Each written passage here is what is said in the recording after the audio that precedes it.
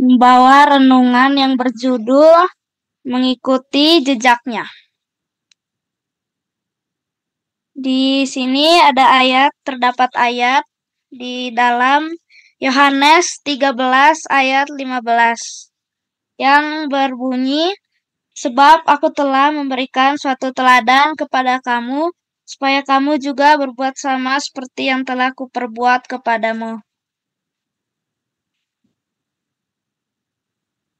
Di sini dalam ayat ini mengajarkan bahwa Tuhan itu bisa memberikan kita teladan yang baik supaya kita bisa menjadi orang yang baik dan menjadi orang yang teladan.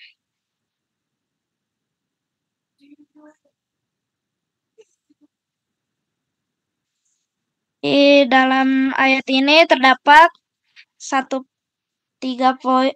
poin. Yang pertama adalah usaha untuk menemukan jejak-jejak Yesus di dunia ini.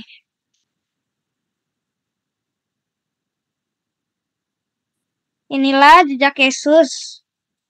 Yang pertama, mengunjungi orang sakit, melayani orang miskin, anak-anak yang ada di tempat kumuh dan miskin.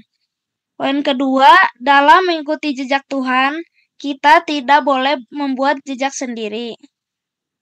Karena setiap manusia itu kalau jalan sendiri pasti akan tersesat. Karena kalau bersama Tuhan, kita tidak akan tersesat kemana kita pergi. Poin ketiga, firman Tuhan akan menjadi alat terbaik untuk menuntun kita ke jalan yang benar itu. Di firman Tuhan itu kita bisa tidak tersesat karena firman Tuhan akan menuntun kita ke jalan yang benar.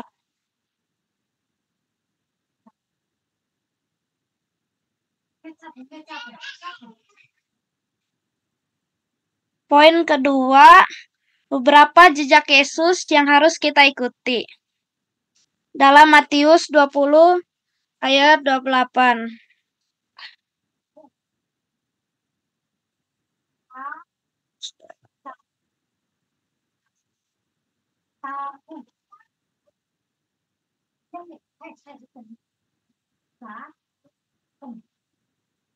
Matius 28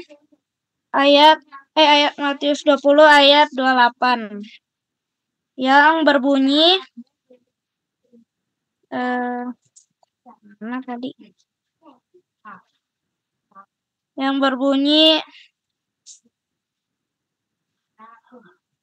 sama seperti Anak Manusia datang bukan untuk dilayani, melainkan untuk melayani dan untuk memberikan nyawanya menjadi tebusan bagi banyak orang.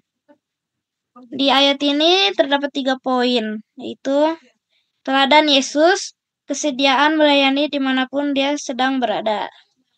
Jadi dimanapun Yesus berada, dia akan selalu melayani kita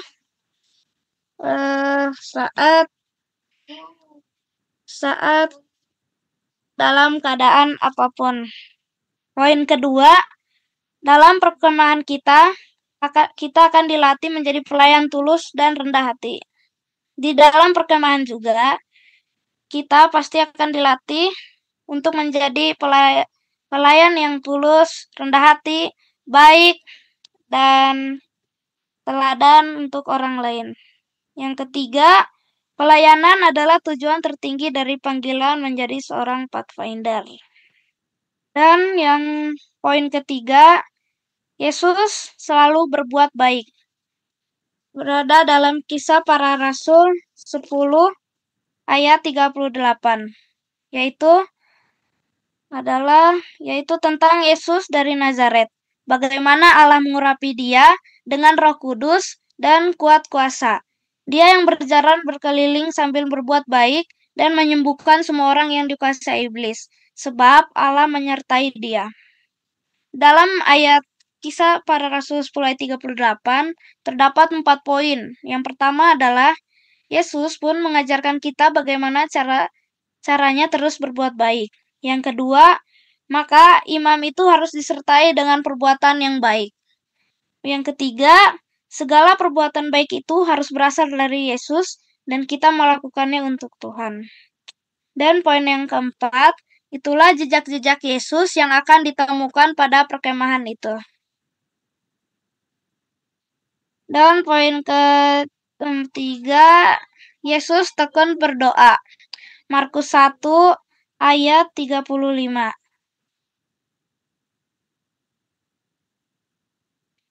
Yaitu, pagi-pagi benar, waktu hari masih gelap, ia bangun dari pergi keluar, ia pergi ke tempat yang sunyi dan berdoa. Dalam ayat Markus 1 ayat 35, di sini terdapat hal yang poin yang terdapat di ayat ini, yaitu pertama, Yesus adalah orang yang paling suka berdoa di tempat yang sunyi. Yesus ini berdoa ini tidak ingin tidak berdoa mengenal tempat, dan Yesus selalu berdoa di tempat yang sunyi karena disitulah tidak ada orang yang mengganggunya saat berdoa. Yang kedua, seorang pathfinder harus dikenal sebagai seorang anak yang suka berdoa.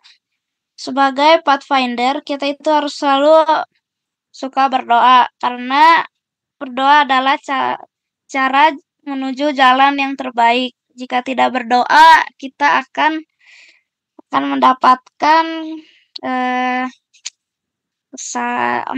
kesalahan yang akan menimpa kita. Yang poin ketiga, berdoa berarti berbicara kepada Allah yang mengerti siapa kita, apa isi hati kita. Berdoa juga bisa berdoa itu menghubungkan kita untuk berbicara kepada Tuhan yang tahu apa itu isi hati kita, mengerti keadaan kita dan kondisi kita saat ini. Kalau kita berbicara dan mengeluarkan isi hati kita kepada manusia, manusia itu tidak akan mengerti apa isi hati kita, karena mereka bukan Tuhan. Poin keempat, jam-jam berdoa adalah waktu paling indah dalam perkemahan bersama Yesus. Jam-jam berdoa itu bisa menjadi hal yang indah karena kita berbicara bersama Yesus, dan Yesus pasti akan mendengarkan semua doa-doa yang kita sudah panjatkan. Kesimpulannya, seorang pathfinder adalah seorang pendoa yang tekun, gambaran memiliki hubungan yang sangat dekat dengan Yesus. Kedua, jejak-jejak yang akan dapat ditemukan saat acara perkemahan nanti adalah bagian yang ditemukan dalam kehidupan setiap hari, rajin melayani dan selalu tulus berbuat baik. Ketiga, menemukan jejak Yesus merupakan cara terbaik untuk menemukan jalan-jalan keselamatan itu saat ini. Jadi itulah kesimpulan yang bisa kita dapat dalam pelajaran saat hari kelima